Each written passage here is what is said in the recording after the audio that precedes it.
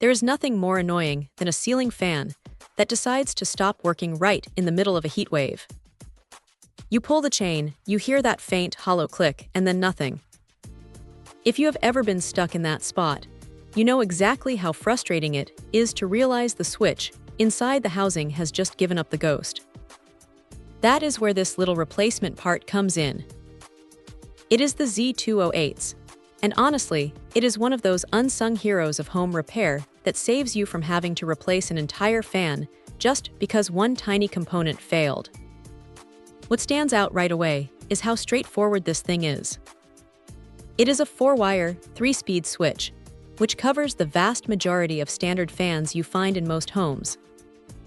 Whether you are dealing with a Hunter, a Hampton Bay, or a Harbor Breeze, this is likely the exact piece you need to get things spinning again.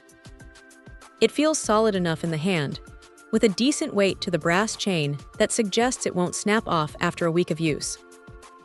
The plastic shell is standard, but it fits snugly where it needs to go, and the screw terminals are easy to work with if you have even a basic level of comfort with a screwdriver and a ladder. Now, here is the reality of installing one of these. It is not exactly a fun Saturday afternoon project. You are going to be standing on a ladder, looking up into the cramped housing of your fan, trying to match up wires. The fact that this comes with pre-installed wires is a massive help, though. It saves you from having to fiddle with tiny connections in a tight space, which is usually where the real headache starts. Just make sure you flip the breaker off first. Seriously, don't skip that part, and take a quick photo of how the old one was wired before you pull it out. It makes the whole process much less of a guessing game. The operation is exactly what you would expect.